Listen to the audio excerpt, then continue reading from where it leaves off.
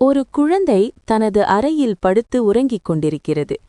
திடீரென அறையின் சாளரத்தின் வழியே ஒரு சிறிய தேவதை பறந்து வழிகிறது. குழந்தை கண் விழித்து தேவதையை பார்த்து ஆச்சரியப்படுகிறது. குழந்தை மெதுவாக எழுந்து தேவதையை நோக்கி செல்கிறது. தேவதையும் குழந்தையை மகிழ்ச்சியோடு வரவேற்கிறது.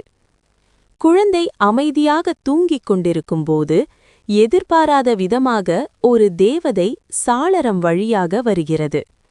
இது கற்பனையுலகம் நிஜ உலகை சந்திக்கும் ஒரு மாயாஜால தருணத்தை குறிக்கிறது. பயப்படுவதற்கு பதிலாக குழந்தை ஆச்சரியத்துடன் எழுந்து தேவதையை நோக்கி செல்கிறது. தேவதையும் குழந்தையை மகிழ்ச்சியுடன் வரவேற்பது புதிய மற்றும் அற்புதமான நட்பின் ஆரம்பத்தை உணர்த்துகிறது.